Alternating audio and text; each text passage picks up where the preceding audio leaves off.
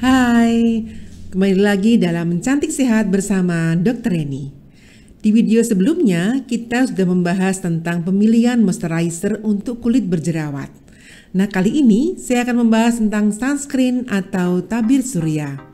Penggunaan sunscreen untuk kulit berjerawat tidak kalah penting karena dapat melindungi kulit dari paparan sinar matahari. Namun, kita harus hati-hati memilih kandungan sunscreen karena bisa membuat kulit kita makin tambah berminyak. Nah, bagaimana cara memilih sunscreen yang tepat untuk kulit yang berjerawat? Simak video ini hingga selesai.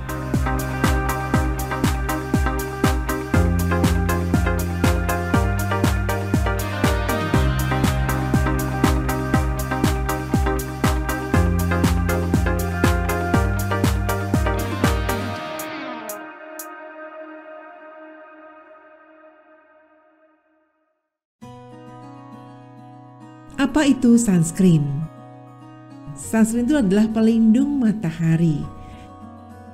Pelindung itu ada dua macam, yang pertama bersifat fisik, yang kedua bersifat chemical atau topical. Nah, bersifat fisik itu apa? Kita bisa memakai kain atau pakaian berwarna gelap untuk kulit kita sehingga kita bisa membuat matahari itu paparan radiasinya atau sinarnya tidak menembus langsung. Yang kedua bersifat topical atau yang dioles. Nah, sunscreen ini bisa mempunyai efek memproteksi dan memendarkan paparan matahari itu keluar ataupun menghambat dari paparan yang masuk. Sekarang kita akan melihat manfaatnya apa. Jadi sebenarnya mengapa disebutkan SPF 15, 30, 50 itu bagaimana? Pada saat matahari itu memancarkan sinarnya ke kulit, itu akan menimbulkan reaksi yang bernama eritem atau kemerahan. Apabila kemerahan itu yang merupakan peradangan akibat panas matahari bisa kita lindungi dengan menggunakan zat untuk sunscreen itu, maka itu dinamakan dengan sun protective factor. Jadi makin tinggi kadarnya, itu yang bisa menghambat terjadinya kemerahan di kulit, maka akan makin tinggi efek proteksinya. Tentu saja disesuaikan dengan kondisi panas yang didapatkan pada saat keluar rumah tersebut. Kalau di pantai atau di tempat yang panas, tentu lebih tinggi SPF yang dibutuhkan. Jadi apabila kita sudah memakai sunscreen, otomatis kulit kita, kemudian badan kita itu juga akan terlindungi dari akibat radiasi matahari. Radiasi matahari bisa menyebabkan namanya photoaging atau penuaan dini. Dan kemudian juga bisa meningkatkan efek dari peradangan yang muncul. Misalnya pada jerawat, apabila sering terkena matahari maka akan mempermudah timbulnya peradangan dalam waktu yang cukup lama atau bahkan lebih parah. Kemudian juga akan menimbulkan efek merusak jaringan di bawahnya atau bisa juga bermutasi menjadi kanker, ataupun juga bisa mengubah sel-sel di kulit itu sehingga menjadi lebih kering, kemudian juga lebih banyak terjadi proses yang tidak diinginkan, misalnya alergi juga akan meningkat, kemudian juga akan menimbulkan infeksi yang lebih meningkat juga. Tetapi matahari pada jam-jam tertentu itu juga akan merangsang vitamin D dalam tubuh kita akan lebih teraktivasi sehingga bisa memacu untuk metabolisme tubuh dan juga untuk kalsifikasi atau pemadatan di tulang.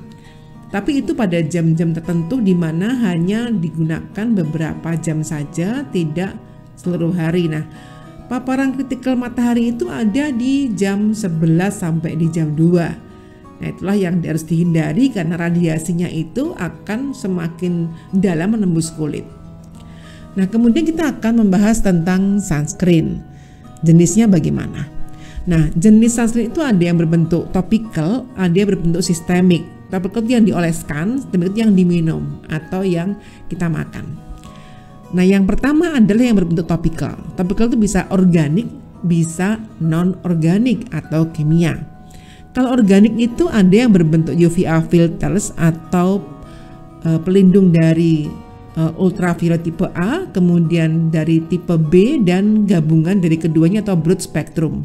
Kemudian kalau untuk chemical itu kita bisa menjumpai yang broad spectrum. Kemudian untuk yang sistemik kita bisa menjumpai berbagai macam zat yang terkandung di dalam kandungan tersebut, misalnya beta karotin, antimalaria, kemudian juga ascorbic acid, alpha tocopherol, retinol, selenium, antihistamin, aspirin, indomethacin, kortikosteroid, di mana dia akan berfungsi juga sebagai anti radiasi atau sunscreen yang bersifat sistemik. Kemudian untuk yang organik tadi itu banyak di pasaran itu kita harusnya memilih yang broad spectrum ya, misalnya kayak zinc oxide atau ZNO, kemudian TiO2, kemudian CO2, kemudian iron oxide dan kaolin, kalamin, kemudian juga bisa talc.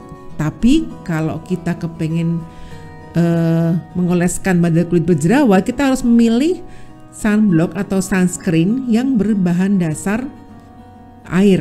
Jangan sampai kita memilih sunscreen berbahan dasar minyak, di mana malah akan membuat blocking atau membuat sumbatan pada kulit yang menambah parah jerawat. Nah, caranya bagaimana? Kalau kita mengetahui bahwa itu memang bisa bermanfaat untuk memproteksi kulit kita. Nah, kalau kita keluar dalam kondisi panas, kita masih merah-merah di wajah kita atau bertambah luas kemerahannya, berarti itu memang menunjukkan kita belum terproteksi. Oleh karena itu kita perlu meningkatkan kadar SPF-nya, misalnya SPF 30 atau 50 tergantung dari terangnya kulit kita, kadar matahari atau radiasi yang terpapar ke kulit kita. Semakin putih kulit kita, maka akan semakin tinggi SPF yang dibutuhkan. Semakin gelap kulit kita, maka SPF yang dibutuhkan juga akan semakin rendah. Semakin dekat jarak matahari juga akan semakin tinggi SPF yang dibutuhkan.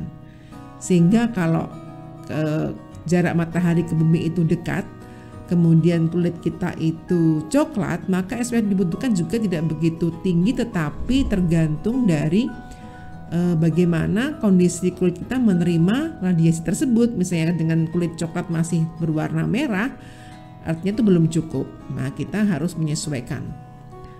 Kemudian langkah-langkah menggunakan sunscreen untuk sehari-hari itu bagaimana? Nah, kalau kita memakai skincare itu kita harus melihat bahwa apa yang kita oleskan itu luntur atau tidak.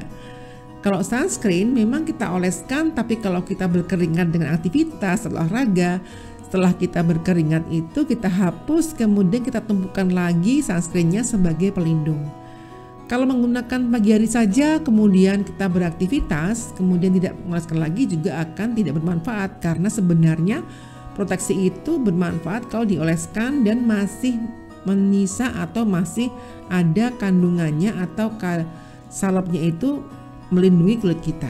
Kalau sudah kena keringat, otomatis juga akan luntur dan memerlukan pengolesan lebih lanjut atau ulang.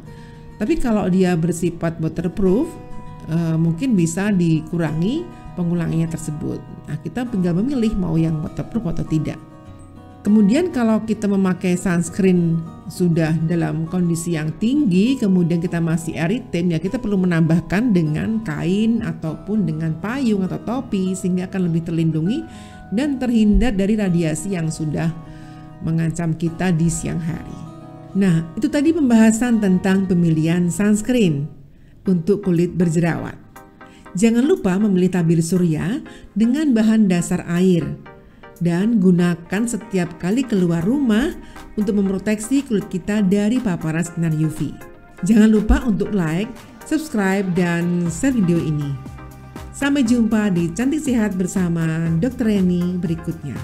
Salam cantik dan sehat.